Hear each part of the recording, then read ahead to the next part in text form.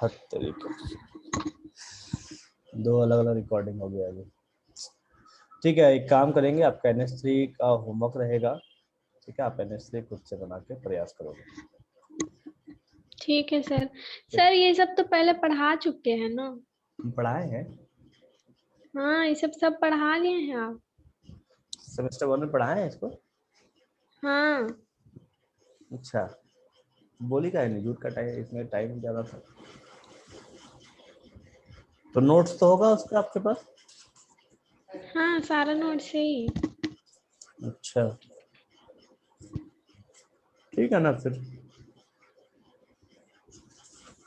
तो हाइब्रिडाइजेशन निकालने का तरीका भी बताए होंगे। हाँ।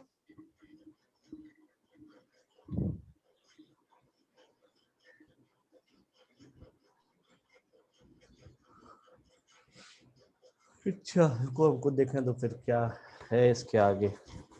अगर बता चुके तो फिर क्या फायदा बता के, ठीक है, झूठ का टाइम वेस्ट होगा ना।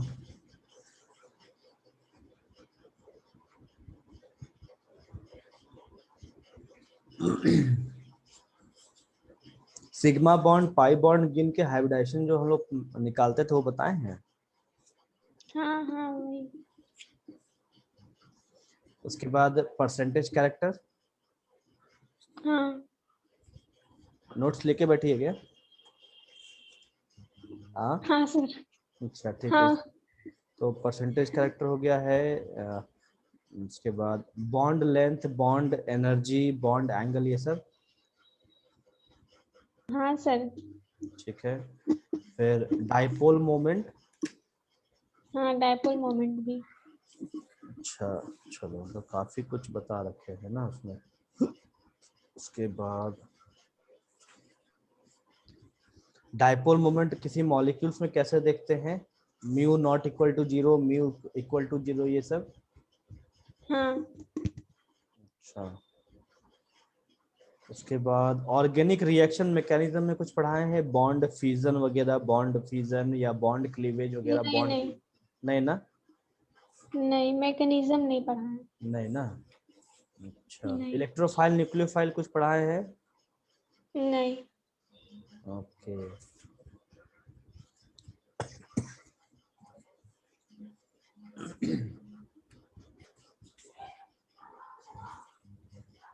एक सेकेंड, इसमें बेसिक्स ऑफ ऑर्गेनिक केमिस्ट्री में ये सब आए। तो ऐसा करोगे आप, एक काम करोगे कि जो जो टॉपिक्स का भी नाम लिए है ना, ये सभी टॉपिक्स में आप लिख दोगे सेमेस्टर 2, ठीक है। और अगर अलग कॉपी में अगर आप नोट्स बना रहे हैं तो वहाँ अगर आप बना सकते हो तो बना लीजिए, नहीं तो आप सेमेस्टर 2 लिख के वहाँ से काम चला लोगे, ठीक है। हाँ सर। ठीक, हाँ। तो अभी मैं चालू करने जा रहा हूँ बॉन्ड क्लीवेज वगैरह या organic reaction mechanism.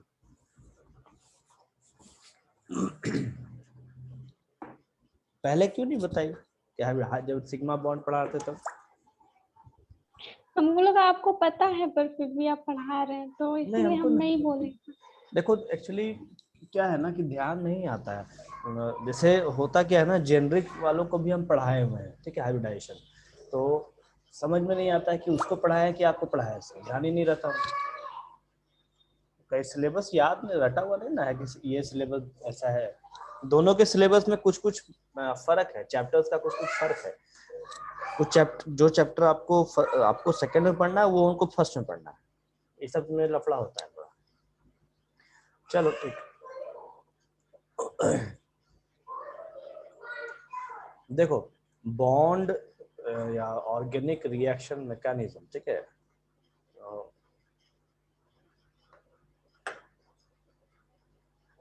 Organic reaction mechanism, अभी ऑर्गेनिक मैकेनिज्म से पहले हम एक चीज समझेंगे, जैसे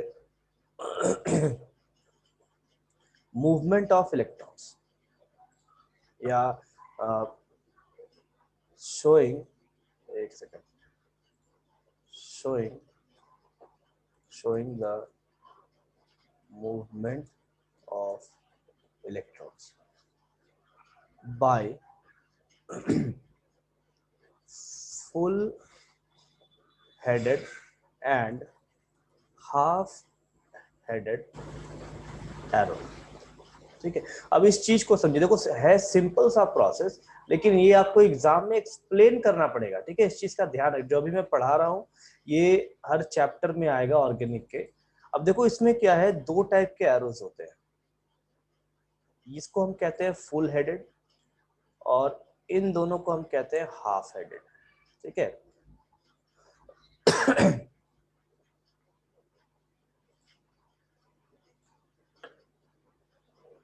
फुल हेडेड एरो और ये कहलाता है हाफ हेडेड एरो। ठीक है, आधा मुंडी वाला तीर और फुल मुंडी वाला तीर। अब देखो तीर जो है, तीर का भी नाम है। ठीक है, हम जो एरो बोलते हैं हम कॉमनली एरो बक देते हैं, लेकिन क्या है, एरो में दो हिस्से होते हैं। ठीक, और ये दो हिस्सा आपको साबुन के स्ट्रक्चर में भी देखने को मिलता है। वो कौन कौन सा स्ट्रक्चर, वो कौन कौन सा नाम है बता सकते हैं? क्या आप बता सकते हो कौन कौन सा नाम है, क्या कहते हैं साबुन के दो हिस्से को? साबुन के दो हिस्से को? साबुन का हम लोग फॉर्मूला पढ़ते थे ना 12th में, उसका दोनों हिस्से को क्या कहते हैं, हाँ, क्या कहते हैं उसको? पता नहीं। देखो हम लिख रहे हैं हेड, ठीक है, और इसको कहा जाता है टेल, मुंडी और पुच्छी ऐसा। ठीक है, तो यही हेड और टेल जो है हम साबुन में देखते हैं। ठीक है, वहां पे हेड पार्ट इलेक्ट्रोफिलिक और इलेक्ट्रोफोबिक के नाम से जाना जाता है। हेड और टेल पार्ट दोनों जो है, हेड और टेल पार्ट, उनको इलेक्ट्रोफिलिक और इलेक्ट्रोफोबिक के नाम से हम कहते हैं। तो वहां यहाँ पे हमको इलेक्ट्रोफिलिक इलेक्ट्रोफोबिक याद नहीं करना है, यहाँ पे हम चलेंगे हेड और टेल। ठीक, अब इस हेड और टेल का मतलब क्या है?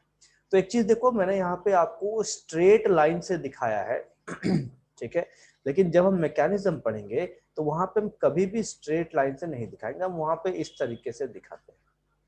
ठीक है, कर्व्ड एरो के नाम से।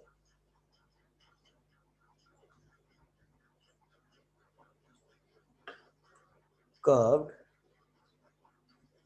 फुल हेड एरो, और ये है आपका curved half head arrow. Curved half head arrow. ठीक है, ये दो चीजें हैं, इस तरीके से हम रिप्रेजेंट करते हैं। अभी रिप्रेजेंटेशन का क्या है कि देखो इसको ढंग से देखिए, सिंपल सा चीज है और यही आपको एक्सप्लेन करने का है, फालतू सा टॉपिक। ठीक है, तो ये एक्सप्लेन करने के लिए आएगा, आपको लगेगा कि क्या लिखे नहीं लिखे। अब इस जगह पे आप देखो, यहाँ ये जो टेल का हिस्सा है इसको हम कहते हैं इलेक्ट्रॉन डोनर पोजीशन। ठीक है, मैं यहाँ पे लिख रहा हूं इलेक्ट्रॉन डोनर पोजीशन, या इलेक्ट्रॉन डोनर साइट, साइट लिख देता हूं। ठीक है, और यहाँ पे आएगा आपका electron acceptor site, electron acceptor site. ठीक है, ये दो चीजें हैं, यही चीज को हम लोग यहाँ वापस से लिखेंगे, इलेक्ट्रॉन डोनर साइट, और यहाँ पे electron acceptor site.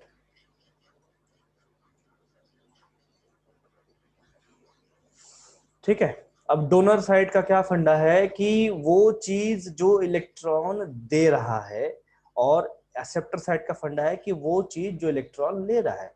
For example हमको पता है कि NaCl की अगर हम बात करें तो यहाँ पे सोडियम जो है वो क्लोरीन को इलेक्ट्रॉन देगा, तो हम क्या करेंगे, सोडियम को लिखेंगे इस साइड पे और क्लोरीन को लिखेंगे इस साइड पे। ठीक, अब ये हमको यहाँ पे इलेक्ट्रॉन दे रहा है। अब आप बताइए कि इन दोनों में से हम कौन सा एरो यहाँ पे लगाएंगे? हम यहाँ पे आपको दो टाइप के एरो दिखा रहे हैं। ठीक है, दोनों का मतलब कुछ है, तो यहाँ पे इस NaCl के कंडीशन में हम कौन सा एरो यहाँ लगा सकते हैं दोनों में से? Full head arrow. Full headed, लेकिन वो बिल्कुल गलत है। ठीक है, यहाँ पे हम लगाएंगे हाफ हेडेड। ठीक, कॉन्सेप्ट क्या है इसका, तो सोडियम अपना एक इलेक्ट्रॉन इस क्लोरीन को दे रहा है, तो इस एक इलेक्ट्रॉन के लिए हम हाफ हेडेड एरो यूज करते हैं। ठीक है, तो इस जगह पे मैं लिख देता हूं 2 इलेक्ट्रॉन और यहाँ पे 1 इलेक्ट्रॉन। ठीक है, इसको डॉट से दिखा दे रहा हूं, एक और ये 2 डॉट। सर हाँ, एक इलेक्ट्रॉन देगा तो हाफ हेड एरो और 2 इलेक्ट्रॉन देगा तो फुल हेड एरो। हाँ एकदम ठीक है, आधा तीर पूरा तीर, आधा तीर आपके 1 इलेक्ट्रॉन के लिए, पूरा तीर आपके 2 इलेक्ट्रॉन के लिए। ठीक है, हम क्लियर यहाँ पे लिख दे रहे हैं, half headed arrow is used for one electron transfer। ठीक है, और यहां मैं लिख दे रहा हूं full headed arrow is used for 2 electron transfer। ठीक है, अब क्लियर रहेगा, अब याद रहेगा। ठीक है, अब नोट्स से आप बनाओगे, नोट्स बनाने में काम आ जाएगा, आसानी होगा। क्लियर है दोनों एरो का फंडा? हाँ सर। ठीक, तो ये आपके नोट्स में आना चाहिए। ठीक है, इसको आप लिखोगे नोट्स में, क्योंकि मैकेनिज्म हम पढ़ेंगे तो मैकेनिज्म में ये एरो हमको काम आना ही आना है।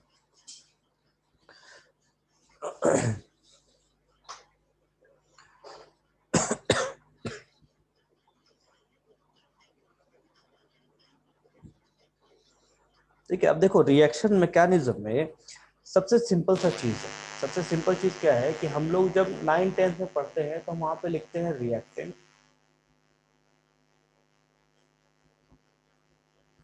रिएक्टेंट, उसके बाद हम लिख देते हैं प्रोडक्ट। ठीक है, अब इस रिएक्टेंट प्रोडक्ट के बीच में कुछ कुछ चीजें होती हैं, जैसे इसको हम एरो खींच के दे सकते हैं, यहाँ पे हम कैटलिस्ट लिख सकते हैं।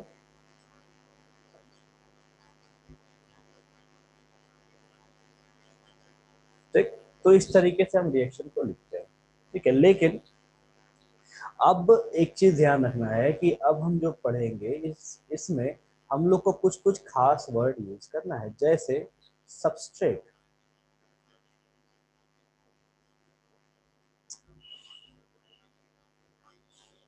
Substrate, substrate plus reagent. ठीक है,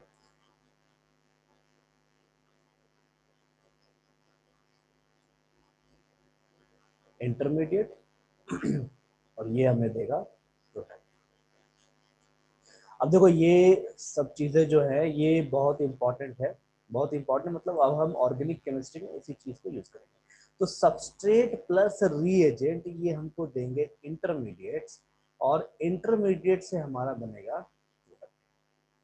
ठीक है, जो हमारा रिएक्टेंट था 10th में वो अब चला गया सबस्ट्रेट प्लस रीएजेंट के लिए, और जो इंटरमीडिएट थे, इंटरमीडिएट कहने का मतलब बीच वाला प्रोडक्ट जो हम जनरली नहीं पढ़ते थे 9th-10th में, वो हम यहाँ पे पढ़ेंगे। देखो मैं 9th-10th यूज कर रहा हूँ वर्ड, ठीक है, 11th-12th हमने पढ़ा है इस चीज को, अगर आपको ध्यान होगा तो ठीक है, नहीं ध्यान होगा तो यहाँ पे वापस से पढ़ें।